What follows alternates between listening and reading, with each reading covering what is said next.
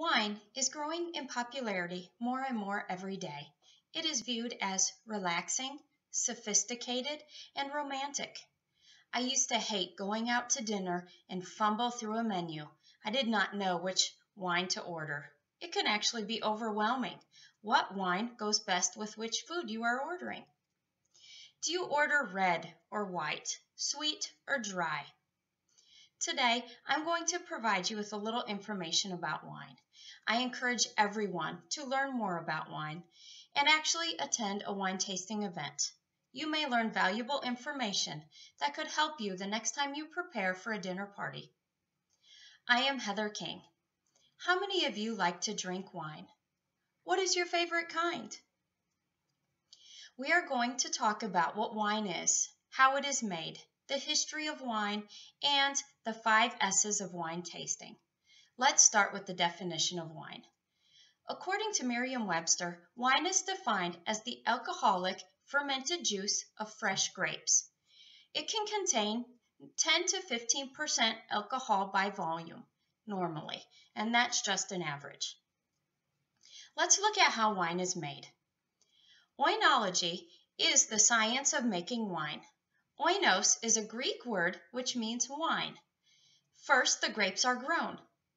Then the grapes are harvested. Viticulture is specific to the cultivation of the grapes. The vineyard is where the grapes are grown, and the winery is where the grapes are turned into wine. The grapes are crushed and the fermentation process begins.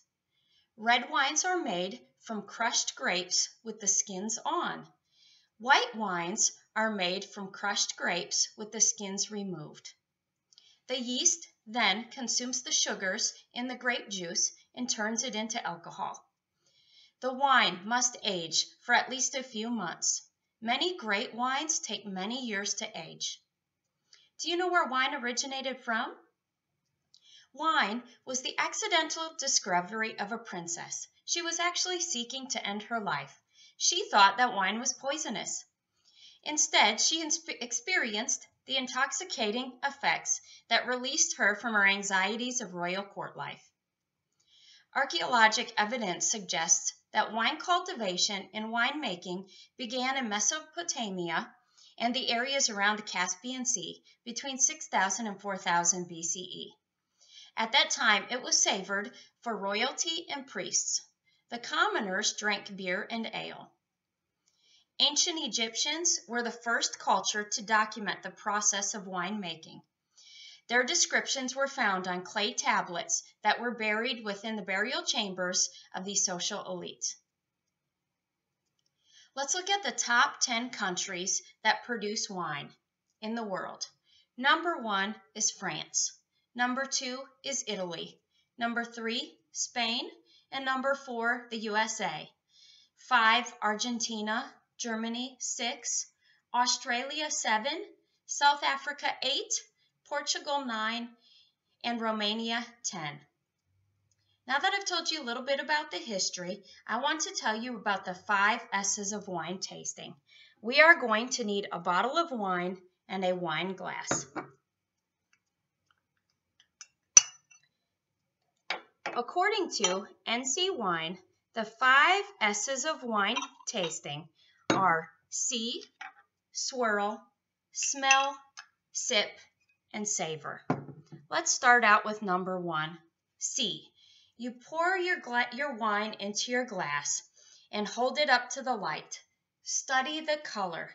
You want to look at the clarity and brilliance. If it is dark or discolored, it could have gone bad. Red wines get lighter with age, and white wines get darker with age.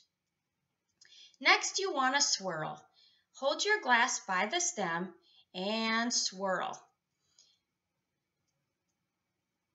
You want the oxygenation to come up and basically create a bouquet for yourself to breathe in. Number 3, smell. Raise the glass up to your nose and sniff deeply. Close your eyes. Think about what you are smelling. How does that bouquet smell? coming up to your nose, what type of memory does that create in your head? What I smell will be totally different than what you smell. It is not the same for two people. Number 4, sip.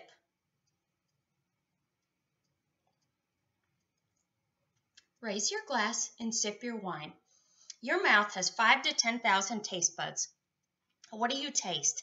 Is it sweet, dry, spicy, or fruity? How does that taste interpret in your mind? Is it the same as what you thought it would be from what you smelled? A dry red wine has tannins, which will leave you with what they call the pucker factor. It completely dries out your mouth with the first sip. Fruity, sweet wines tend to sit on your tongue and leave your mouth moist. My taste buds are different than your taste buds. And again, it will not taste the same for me as it does for you. Lastly, savor. When you sip your wine, you want to hold it in your mouth for a few seconds and actually savor the taste. It takes a full 60 seconds to get a full flavor. That is where the flavor develops on your palate. Some wine will increase with flavor, or the flavor will increase with time, and others it will decrease. Take note of what you like and don't like, so that when you talk to a wine seller, they can recommend wines to you off of your experiences and your descriptions of what you like in the past. Let's review what we talked about today. I told you about what wine is, how it is made, the history of wine, and the 5 S's of wine tasting. I encourage you to learn more about wine, even attend a wine tasting event. You may learn valuable information that will help you order wine next time you are out to dinner, or help you prepare for your next dinner party. Again, whichever you choose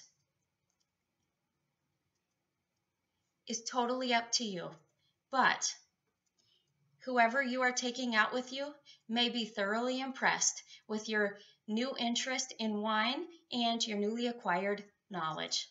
Thank you and have a good weekend.